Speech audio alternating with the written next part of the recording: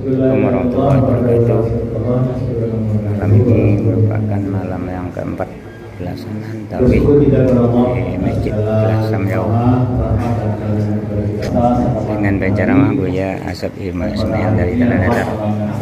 Inilah pembukaan oleh protokol kondisi jemaah malam keempat. Kemudian bersalawat kita buat junjungan kita Nabi Muhammad sallallahu alaihi wasallam. Allahumma shalli ala sayyidina Muhammad wa ala ali sayyidina Muhammad. Bapak-bapak, Ibu jamaah Masjid Lasam, sama-sama kita hormati.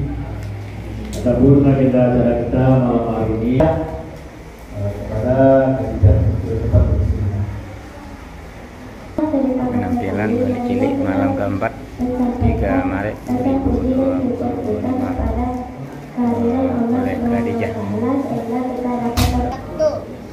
Penampilan Balik Cilik dari Pondok Pesantren Al-Anbiya Solo. Nama teman disampaikan oleh Buya Asep Hilman Ismail dari Batu Sangkar.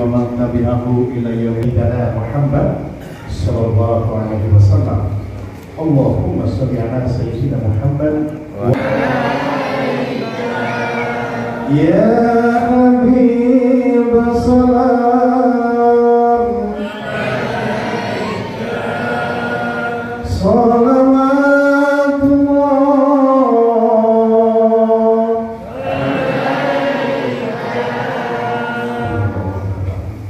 yang belum sampai jadwal jadwal pengajiannya Masjid Jami Sungai Jambu. Biasanya jam 8:15 sudah sampai di rumah. Malam itu setengah 9 baru sampai di rumah. Istri sudah menunggu, ngajak saya pergi ke pasar dengan mertua, dengan RT. Berempat kami pergi. 1 jam lebih lah, karena di pasar sangat lebat hujan. Kira-kira jam 10 pulang dari pasar. Setelah sesuatu yang dijemput ibu dapat, pulang, pokoknya sampai di rumah kira-kira jam 10. Saya langsung meletakkan mobil ke rumah tetangga karena saya sewa garasi jauh dari rumah karena nggak bisa masuk ke dalam dekat rumah. Istri mertua itu turun mobil langsung masuk ke dalam gang, masuk ke rumah, naik ke rumah masing-masing. Sampai saya di situ cepat dari belakang agak lari karena hari gerimis. Ditengok rumah itu di depan sudah dikunci, lampu depan sudah mati. Rumah mertua pun demikian. Pintu depannya sudah dikunci, lampunya pun sudah mati. Saya ke belakang, istri sedang di tengah rumah, ada yang disiapin sesuatu. Saya duduk di kursi, saya pegang duduk di kursi. Kebiasaan saya kalau pulang ceramah, saya letakkan sorban di tangan kursi, kopiah saya buka, masih terletak di atas meja, HP, jam tangan, saya suka pakai cincin, diletakkan semuanya, tinggal baju jubah saja. Duduk menyadar, ambil remote, hidupin TV baru hidup, istri teriak, Ari gadang. Masih ingat istri saya kalau manggil saya Ya masih ingat kan?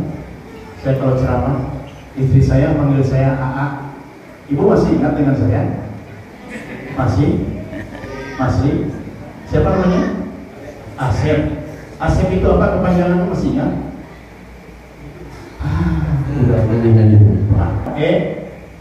Elo P Parangai. Anak Sunda Elo. Di teras air sudah sampai di kaki. Kedalaman air ketika itu sebelum terjadi galodo itu 6-7 meter.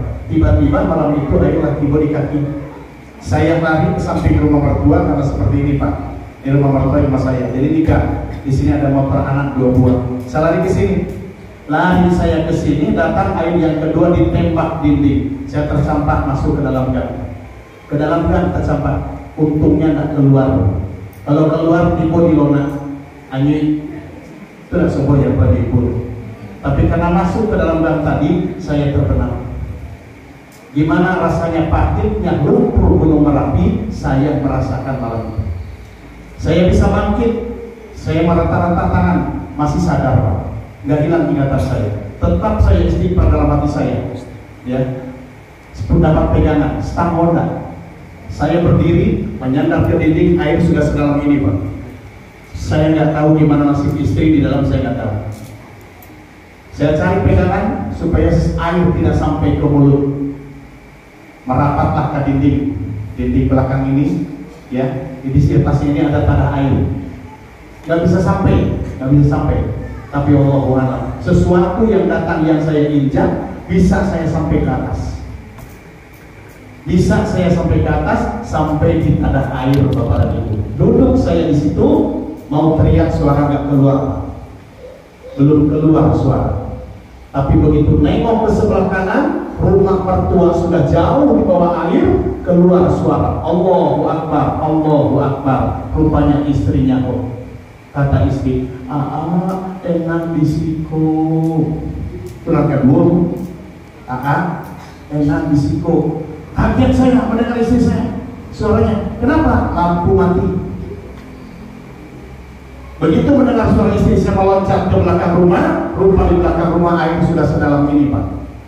Jadi kalau Bapak Ibu yang pas kejadian atau seminggu setelah itu Bapak Ibu datang ke tempat saya, pasti akan melihat bagaimana besar-besar kayu besar yang ada di belakang rumah saya ini. Apa itu? Saya merayap ke dinding sampai ke pintu kecil, ke jendela. Istri tidak hilang akal, HP masih di tangan. Ada cahaya. Saya ambil tangan beliau, turun saja, meloncat beliau, sudah tenggelam sedalam ini. Kami merangkak. Itu sudah jadi lumpur. Kami merangkak ke belakang ke kebun sampai dapat menyelamatkan diri. Sampai di depan Manunggal, di Tugu Manunggal, kami balik ingin memastikan mertua. Karena saya antara yakin dan tidak, ragu-ragu apakah benar rumah mertua itu di bawah air atau tidak. Dan ternyata ketika saya tengok bersama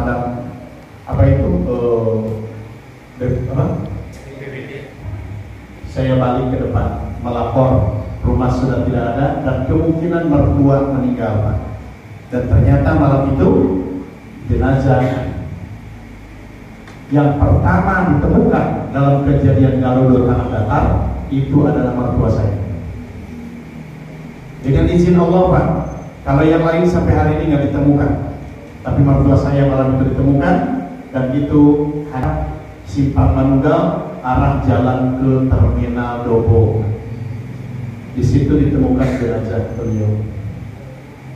Bayangkan, Pak, rumah itu tinggal lantai, rumah tetangga anut semuanya di bawah dengan lantai-lantainya. Rumah saya yang paling depan. Alhamdulillah dari izin Allah, cuma hancur yang di bawah. Semua isi rumah berangkat.